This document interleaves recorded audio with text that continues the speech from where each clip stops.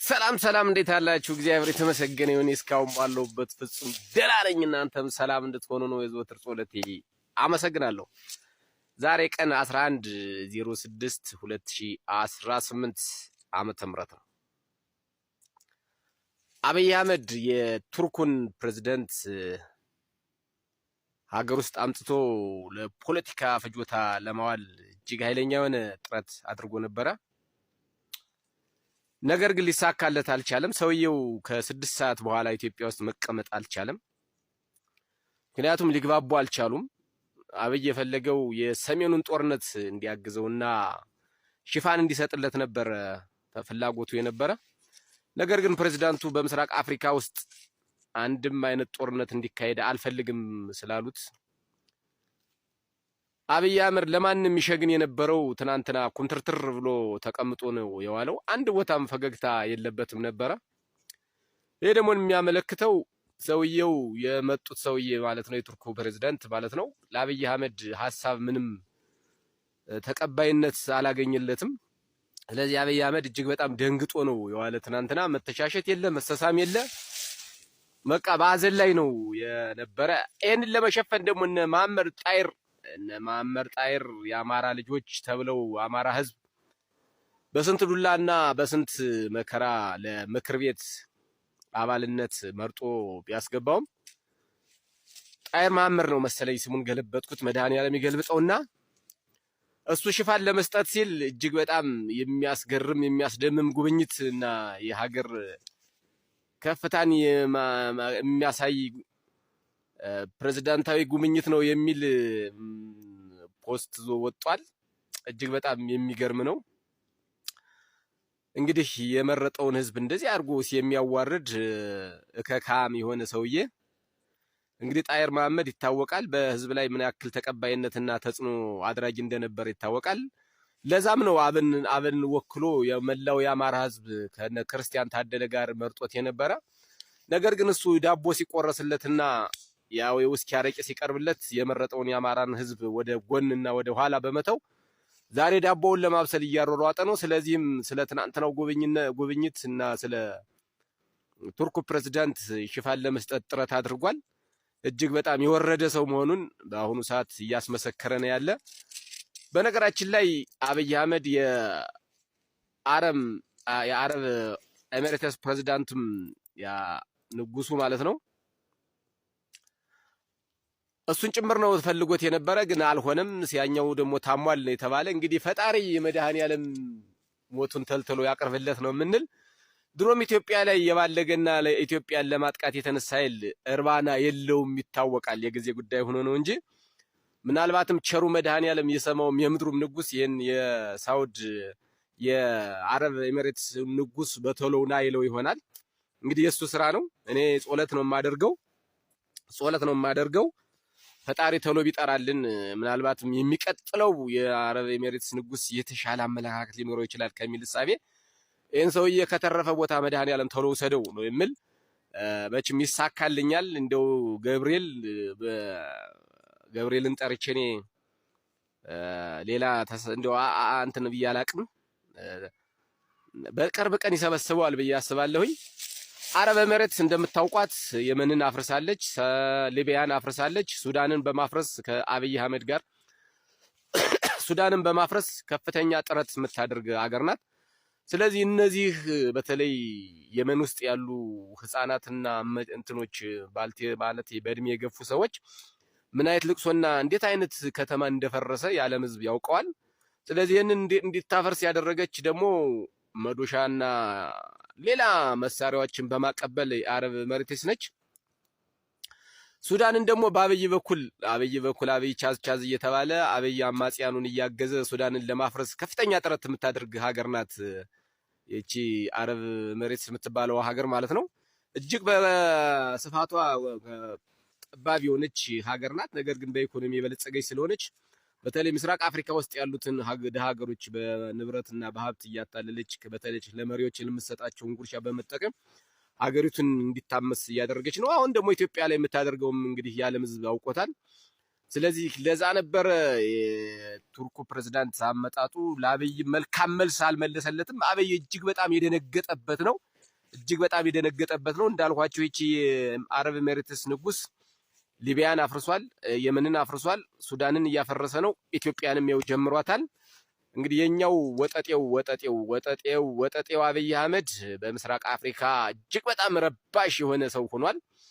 ልክ ከመንደር አንድ ህፃን ወጦ የከሌ ልጅ እኮ ረባሽ ነው ጉብሉን የሚያንጫጫውን የሚጣላውን ሁልጊዜ እንደዛ እንደሚያደርገው ነው የአብይ በዓለም ላይ የሚታወቀው። ልክ አፍሪካ ምስራቅ አፍሪካ ውስጥ አንድ ረባሽ ህፃን እንዳለ አንድ ወጠጤ ዘሎ ያልጠገበ ወጠጤ መሪ በሆነበት ጊዜ ምስራቅ አፍሪካ ሰላም እንዳያማያድር የአፍሪካ ማለት የዓለም ህዝብ እያወቀው ነው። ስለዚህ አረብ ኤሚሬትስ ደግሞ ለእንደዚህ አይነት ሰዎች ዱላ እያቀበለች ሀገራቶችን እየበጠበጠች መሆኑን የዓለም ህዝብ አውቆታል። በቀጣይ የሚሆነውን እናያለን። እጅግ በጣም ግን ሁላችንም ጸሎት ማድረግ ያለብን ይሄ የአረቡ ንጉስ መድኃኔዓለም ተሎ ቢሰበስብልን ልክ ኢትዮጵያን የነካ ሁሉ ወደ ቦታው እንደሚወስደው በሰፊው ሀገር ፈጣሪ ይወስደዋል። እርግጠኛ ነኝ ይሄን ሰው የሚወስደውና ለቀጣይ ደግሞ ምናልባትም የተሻለ ይሆናል ብዬ አስባለሁኝ። ፈጣሪ ኢትዮጵያንና ህዝቦቿን ይባርክ ይላሉ አንዳንድ ሰዎች። እንግዲህ እነዚህ አይነት መንግስት ባሉበት እንዴት ነው ህዝባችን በሰላም ውሎ የሚገባው?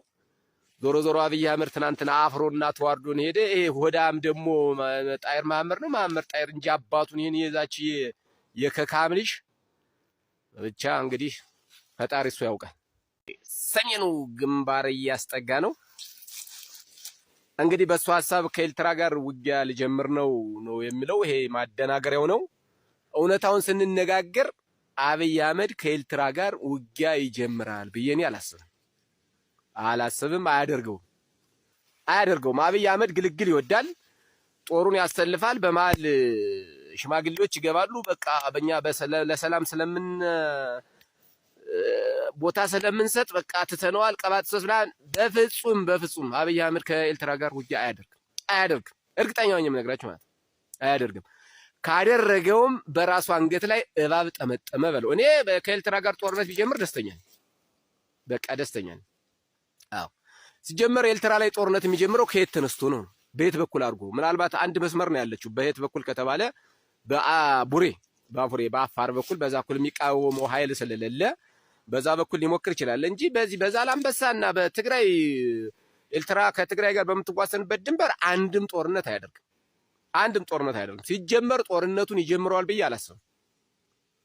እሱ የፈለገው ግልግል አለ፣ ግልግል ይደረጋል። ምናልባት በዛም የሚቦጨቅ ሳንቲም ካለ ሊቦጭቅ ይችላል እንጂ ከኤርትራ ጋር አብይ ቁሞ እየሄደ ውጊያ ይጀምራል የሚል ሐሳብ የለኝም።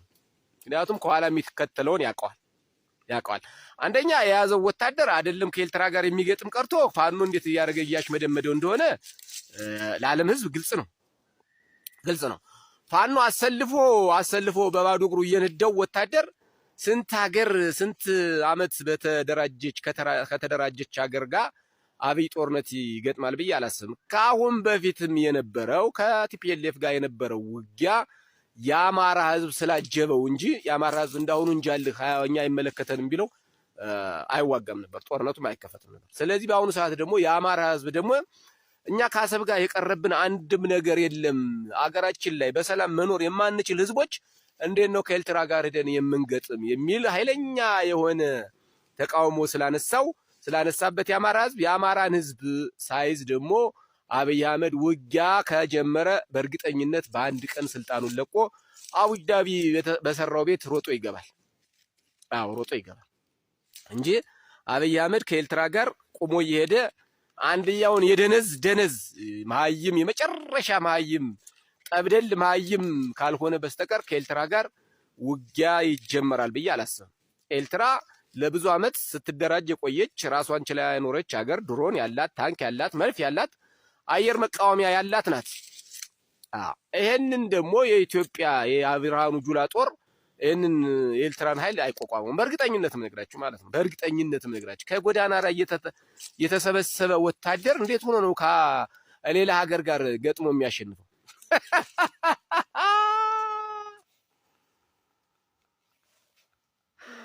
እንዴ ይሄ እኮ ጦርነት እኮ ወሬ አይደለም። አብይ አህመድ በተግባር ያየሁት ነው ብሎ ነው የሚቀደደው። እኔ ግን በተግባር ቢያየው ኖሮ እንደዚህ አይነት ሳቢ አይኖረውም ነበር።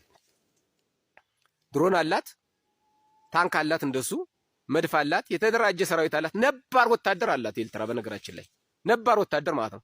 ከደርግ ጀምሮ ከደርግ ጋር ሲዋጋ የነበረ ጭምር ኃይል አለ ኤርትራ ውስጥ። ኤርትራ ውስጥ ደርግን ሲዋጋ የነበረ ሻዕቢያ ሆኖ ማለት ነው። ደርግን ሲዋጋ የነበረ ወታደር ኤርትራ ውስጥ አለ። አሁን ትጥቁ ውስጥ ውትድርና ውስጥ አለ። ኢትዮጵያ ውስጥ ደግሞ እንደዛ የሚባል የለም።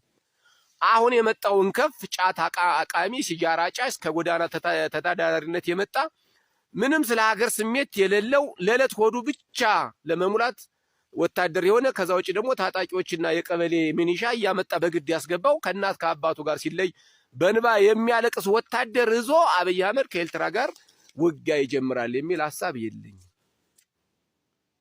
ከጀመረውም እሰየው ነው። አዎ እሰየው። ለእኛ እኔ ደስ ነው የሚለኝ። እኛ ከኤርትራ ጋር የምንዋጋበት አንድም አጀንዳ የለንም። ከብልጽግና ውጪ ለአማራ ህዝብ ጠላት የለውም። በድሮን የሚጨፈጨፍ በብልጽግና ነው። የአማራ ትምህርት ቤቶች፣ ጤና ጣቢያዎች የሚወድሙ በብልጽግና ድሮን ነው። የአማራ ሰብል ቤት አርሶ አደር ሴት የምትደፈረው በብልጽግና ወታደር ነው።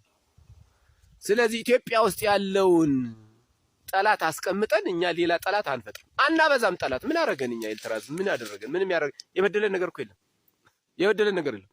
የበደለን ብልጽግና ነው። አዎ የበደለን ብልጽግና ነው። በተለይ አማራ ውስጥ ያለ ብልጽግና ሳናጸዳ ሌላው ቀርቶ ማለት ነው አይደለም ከኤርትራ ጋር ልንዋጋ ቀርቶ አማራ ውስጥ ያለውን ብልጽግና ሳናጸዳ ወደ ኦሮሚያ አንሻገር። ቅድሚያ የምናጸዳው አማራ ውስጥ ያለውን ጠላታችን ነው። አሁን አንዳንድ የብልጽግና አመራሮች እናንተ ተሻግራችሁ ለምን አትገጥም? እኛ ምን አለን? ዋናው ጠላታችንን እዚህ ትተን የትም አንሄድ። እምንመነጥር መጀመሪያ እዚህ ያለ ከርሳም አማራ የብልጽግና ደጋፊ የሆነውን ጽድት አድርገን ካጸዳን በኋላ ከዛ በኋላ ማንም አይከለክልንም። ፈለግነው ቦታ መሄድ እንችላለን። አንተን እዚህ ህዝብ እየበደልክ አንተ እዚህ እየቆረጥክ እየበላህ እኛ ማዶ ወደ እንዋጋለን። አንተ እከካ እንዴት አይነት ሂሳብ ነው የምታስበው? አንተ መልካም ሰው ሆነህ እኛ ደም ኦሮሚያ ውስጥ እንዋጋለን አይደል? ምን አባትክ ስለሆንክ? ዋናው ጠላታችን ማን ሆኖ ነው? ለአማራ ጠላቱ ማን ሆኖ? አማራ ሆኖ ብልጽግና ይሆን አይደለም እንዴ? ስለዚህ እኛ ከኤርትራ ጋር አንዋጋም። አብይ ደግሞ በእርግጠኝነት የምላችሁ ከኤርትራ ጋር ጦርነት አይጀምርም፣ ይፈሳል።